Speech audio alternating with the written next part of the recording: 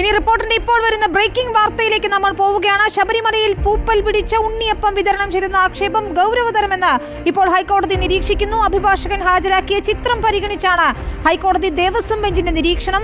മഴയും ഈർപ്പവും കാരണമാകാം പൂപ്പൽ പിടിച്ചതെന്നാണ് ദേവസ്വം ബോർഡിന്റെ വിശദീകരണം.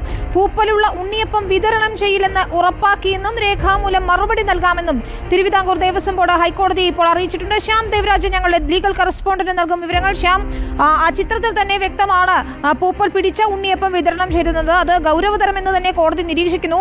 എന്ത് നടപടികളാണ് ഇപ്പോൾ ദേവസ്വം ബോർഡ് ഇക്കാര്യത്തിൽ സ്വീകരിച്ചതെന്നാണ് വിശദീകരിക്കുന്നത്?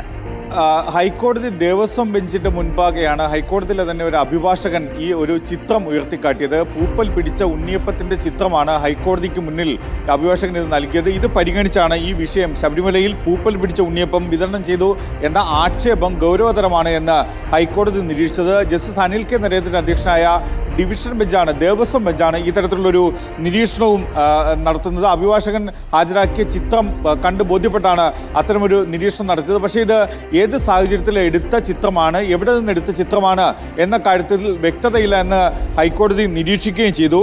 പക്ഷേ ഇക്കാര്യത്തിൽ ദേവസ്വം ബോർഡിന്റെ അഭിഭാഷകനോട് വിശദീകരണം തേടി. ദേവസ്വം ബോർഡിന്റെ അഭിഭാഷകൻ വ്യക്തമാക്കിയത് മഴയും ഈർപ്പവും കാരണമാകാം ഇത്തരമൊരു ഉണ്ണിയപ്പത്തിൽ പൂപ്പൽ പിടിച്ചതെന്നാണ് ദേവസ്വം ബോർഡിന്റെ പ്രാഥമികമായ വിശദീകരണം. പൂപ്പലുള്ള ഉണ്ണിയപ്പം വിതരണം ചെയ്യില്ല, അത്തരമൊരു കാര്യം ഉറപ്പാക്കിയിട്ടുണ്ട് എന്നും തിരുവിതാംകൂർ ദേവസ്വം ബോർഡിന്റെ അഭിഭാഷകൻ ഹൈക്കോടതിയെ അറിയിച്ചു. ഇക്കാര്യത്തിൽ രേഖാമൂലം അടുത്ത ദിവസം ഹർജി പരിഗണിക്കുമ്പോൾ, ഈ വിഷയം പരിഗണിക്കുമ്പോൾ രേഖാമൂലം മറുപടി നൽകാമെന്നാണ് ഹൈക്കോടതിയെ തിരുവിതാംകൂർ ദേവസ്വം ബോർഡിന്റെ അഭിഭാഷകൻ അറിയിച്ചത്. വിഷയം തിങ്കളാഴ്ച പരിഗണിക്കാൻ വേണ്ടി ദേവസ്വം ബെഞ്ച്, ഹൈക്കോടതിയുടെ പ്രത്യേക ബെഞ്ചാണ്, ഈ ശബരിമല ഉൾപ്പെടെയുള്ള കേസുകൾ പരിഗണിക്കുന്ന ബെഞ്ചാണ് ദേവസ്വം ബെഞ്ച് ഈ ഹർജി ഈ വിഷയം തിങ്കളാഴ്ച പരിഗണിക്കാൻ വേണ്ടി മാറ്റുകയും ചെയ്തു.